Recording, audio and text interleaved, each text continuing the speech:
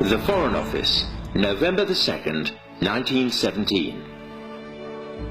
Dear Lord Rothschild, I have much pleasure in conveying to you, on behalf of His Majesty's Government, the following declaration of sympathy with Jewish Zionist aspirations, which has been submitted to and approved by the Cabinet.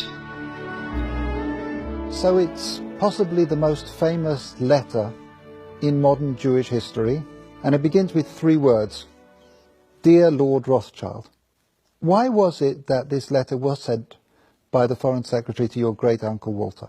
It's an interesting question because he was really interested in ornithology, although he became interested in Zionism. I think the reason was this, that it was primarily a movement from Eastern Europe, but they didn't clarify who was in charge of that movement. And in addition, it was after all in Great Britain.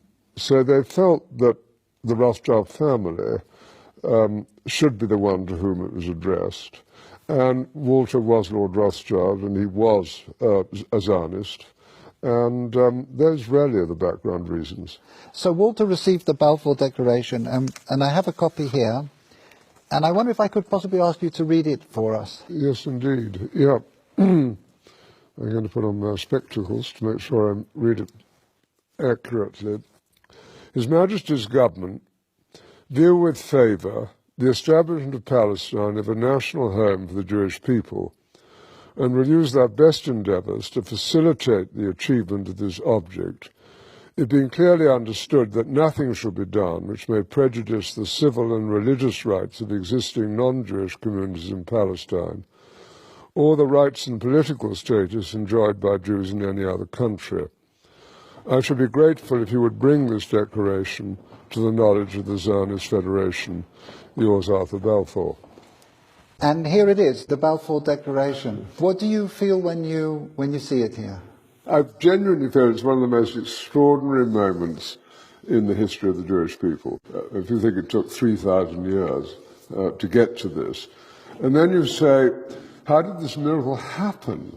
It's the most incredible piece of opportunism. I mean, if you think you had an impoverished would-be scientist, Chaim Weizmann, who somehow gets to England, meets a few people, including members of my family, seduces them. He has such great charm and conviction. He gets to Balfour, and he unbelievably persuades Balfour and Lloyd George, the Prime Minister, and most of the ministers, that this idea of the national home for Jews should be allowed to take place. I mean, it's so unlikely. Then he's, starts to fight a difficult battle with the British cabinet, and this letter goes through 5 drafts, as you know. And in the end, it comes out as a rather compromising letter. I mean, the essential point is there for the Jewish community to fasten on to. You have the first bit, which promises a national home rather than the national home, and then you have the bit that nothing that's to be done should in any way harm the Arab community. But you come back to the big point, which is that this is perhaps the greatest event in Jewish life for thousands of years, and it's a miracle that it took place.